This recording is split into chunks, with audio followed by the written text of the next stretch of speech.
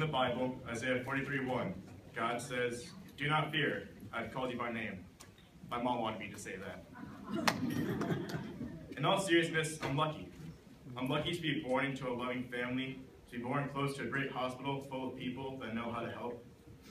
Even though I still complain about meaningless things, I am a teenager after all. I know I wouldn't have it any other way. Before I was born, on my first sonogram, I was diagnosed as having kidney problems, specifically hydronephrosis. And now I'm here talking to you, hopefully helping you overcome your fear and celebrating this milestone anniversary. One of the best gifts I've ever received was coming to the Children's Kidney Center at St. Baenabas and meeting Dr. Bertie and Dr. Vias. I remember my mom saying that Dr. Bertie's philosophy was always that no one would ever have to know I had a chronic and life-threatening kidney condition unless I told them. Hopefully, we can all agree that that's true. I have been coming to St. Barnabas for 16 years, since I was 1. As I said earlier, my whole family feels blessed that we live close to one of the premier kidney centers in the country, probably in the world. Because of the care and attention I've received here, I've been able to do well in school, join my high school fencing team, and join the Frost Valley YMCA Kidney Camp program 2 summers in a row, thanks to the Ruth Costco Kidney Foundation. Travel on vacation with my family to hike Sedona and the Grand Canyon, and kayak in La Jolla, California. And this summer, I look forward to 2 weeks of wilderness camping with the Outward Bound program. I water ski and snow ski, I love to swim, and I am able to do all the things normal kids can do. I, as well as my parents, believe that the Children's Kidney Center has not only saved my life, but made it normal. My mom always says we have the best doctors, so our job is to trust them and follow their instructions. But it's not always been easy. Of course, I take lots of medicine and drink gallons of water every day. And since my kidney transplant in 2011, I have been in and out of the hospital numerous times for all kinds of complications. But I feel great, and I intend to go to college, take my medicine as directed, not go to super crazy parties, and have a happy, healthy, and fun life. Briefly, I'll share the story of my transplant. Even though doctors have been talking about transplant since before I was born, and despite being active on the list, when the call came, my parents were stunned.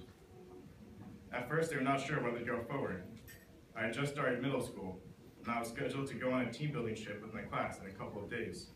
But Dr. Bertie insisted that this was a great match, an opportunity not to be missed. My parents called me to school and asked me what to do. I'll never forget being called to the guidance office that day. My mom explained that Dr. Bertie was recommending the transplant. I didn't hesitate. I said, yes, let's do it. I had not been feeling very well, as my remaining kidney was on its last days. Then the waiting began. First they told me not to eat lunch, then I couldn't eat after 3. Then I was allowed to eat dinner, but nothing after 8 p.m. I now understand that they are putting together the surgical teams on both ends to gather and receive the organs from the donor, the young woman who had been in a tragic accident. We believe she is happy and healthy now in heaven after a selfless gift of organ donation. By 10 p.m., we were at the hospital, and early the next morning, I was being prepared for surgery. Since I wasn't allowed to drink a lot of water the day before, finding a good vein for the IV was a disaster. After many bruises, they found a vein, and I headed into surgery. I remember seeing my new kidney. It was on a tray of ice like a fish in a supermarket, all pasty and rubbery looking. And there was a man sitting there, untangling the veins and nerves. It looked like a scene from a science fiction movie. The last thing I remember was lying on the bed and having a mask strapped to my face. The mask was hooked up to anesthesia, so I couldn't keep my eyes open. It seems to me that anesthesia is the closest thing we have to time travel.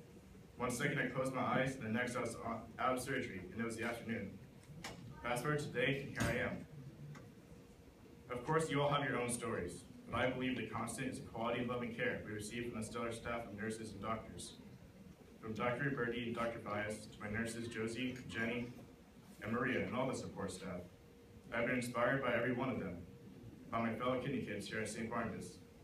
Everyone, without exception, has been empathetic, caring, and professional. Truthfully, I think God has called me by name, and He sent me here. I can't imagine a better place to be.